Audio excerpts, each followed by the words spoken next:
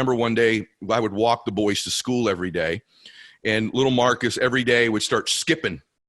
We always walked in a line, and he would start skipping. I say, Marcus, get back in line, brother. Okay, Eddie. And he would do it every day. So finally, one day, he skipped again. I said, Marcus, you need to get back in line, man. I'm not going to tell you 3 times. And he looks at me with this beautiful little face. Marcus was an African-American little boy. And he goes, Eddie, okay. I said, what are you so damn excited about, man? He goes, no gunshots on this way to school. Every day there's no gunshots, Mr. Eddie.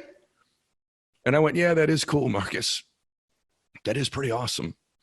And I thought, something that simple he was grateful for. What a lesson for me. We're always grateful for the biggest things in our lives. The biggest things in our lives. What about the small things that we take for granted every single day that someone from a different background can teach us is so special? I remember one morning I came in to wake up Jose, and little Jose woke up, and I said, Jose, let's go, brother. It's time to get up, man. And he gets out of bed and he says, Mr. Eddie, and gives me this big hug in the morning. He's a little 8-year-old at the time. And he goes, I love you. I love you. Thank you. I said, for what? He goes, for getting me up every morning. I said, well, of course, brother, we got to get to school.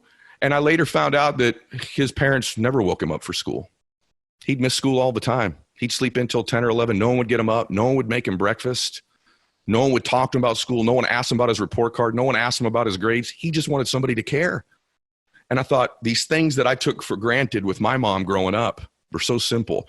See, when you begin to get diverse experiences, you begin to get insights into life-changing variety in your life. It's also the key to making a comeback. If you're going to change things right now, make a comeback, you need to start to think different and act different and feel different about yourself. And that comes from all of these experiences. You know, I told Max, I said, Max, listen, there's going to be choices for you at college, man, that are going to be very difficult. This is not going to be all sunsets and rainbows, right?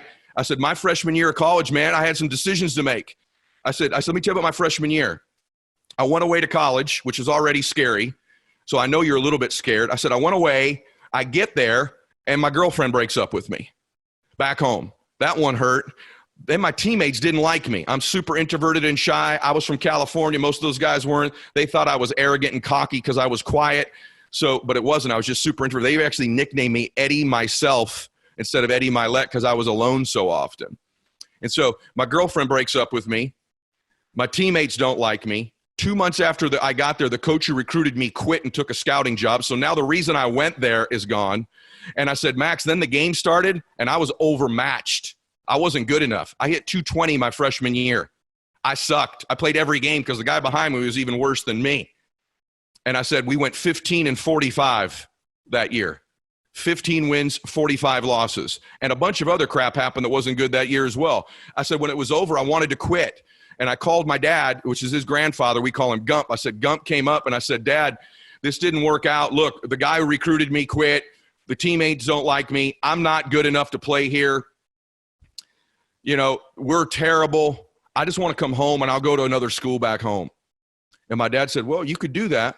You got a decision to make. And guess what my dad said to me? He probably doesn't even remember this. He goes, is that consistent with who you are as a man? Is that what you stand for? The same 2 questions I asked you earlier. I said, what do you mean?